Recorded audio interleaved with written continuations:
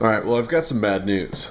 I I broke my Skeletool again, and so it's on its way for the second time. Which, it took me almost 2 years to break it the first time, and I've had it maybe a month, I guess, a little over a month, being down here in Oregon, and I've already busted again.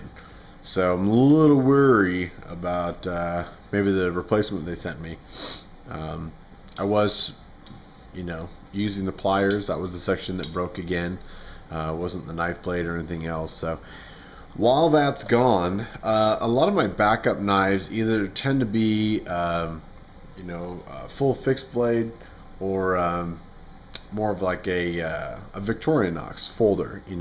I don't have a whole lot of pocket clip utility blades. I didn't need another one other than the Skeletool. And I've mentioned before, I'm not the biggest knife reviewer. I find gear that I like, and I usually stay with it, and it serves me well. And unless I have a need outside its limitations, I'm not going to buy 8 knives that all do the same thing. Just because it's the newest, the greatest, the latest. My gear that works, it works well. But like I said, so I don't have a whole lot of utility folders, and went to Big Five, actually looking for exercise equipment to extend my P90X capabilities, and took a look, and they had the Buck and the Buck Vantage, of course, highly recommended by Nut Fancy, USNER Doc, Wrangler Star, for very affordable, very nice blade. Now, initial thoughts, this was the larger of the two, and again, I'm not, a huge knife guy, so I don't have, this is called the Vantage Select. I purchased it for, this was $29 originally. It was on sale. It was like $22 at Big Five. So the smaller version was nice, but it had a spine lock, and I much prefer the liner lock, and it wasn't too big for me. As you can see, I've got large hands. I'm a big guy. I love the flipper. It reminds me of an old Leatherman folder that I used to have that came with my Surge, which I no longer have. I gave to a friend of mine. And I love that flipper design. Very similar, very smooth, locks right in place. That really kind of surprised me with being a $22 blade, just how smooth that pivot is. It's quite nice.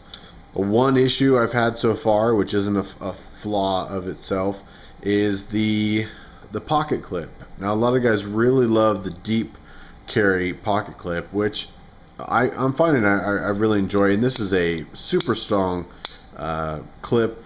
The two bolts on top, or the two screws that mount it, are pretty good, but I have found that two tends to, I guess, loosen up a little bit after a while. So one of the things I look for pocket clips is 3 screw in there, and it just seems to be more stable.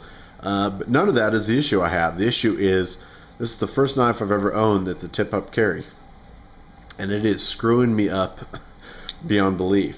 I'm used to pulling the knife out and sort of turning it. Obviously, it's tip down carry, so there's less action, physical action, and I'm getting used to pulling it out and just bringing my hand down and flipping it. Like I said, I'm used to having to pull it out, turn it, and flip it.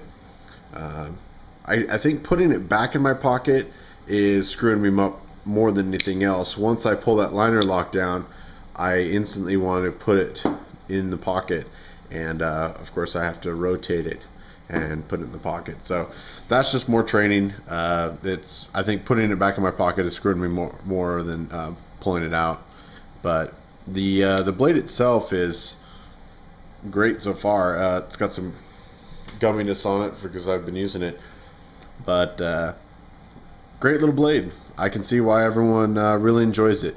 The one issue I've got with the blade is, of course, Nut and Fancy would say lack of chimping, but that's not it. It's the very top portion, I believe they call the spine towards the swedge front here, is polished, and it's rounded. It's very smooth, and I like to have a very squared spine, and that's simply for striking ferro rods and stuff. So I may use the very corner of the blade down here. Don't know how much use I'll have to get out of this before I get my Leatherman back. I assume through the holidays they might be a little bit slowed down, so we'll see what their return rate is this time.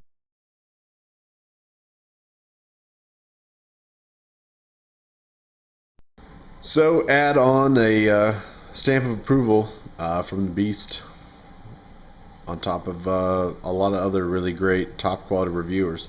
Of course, made in the USA, doesn't hurt, and yeah, I recommend it.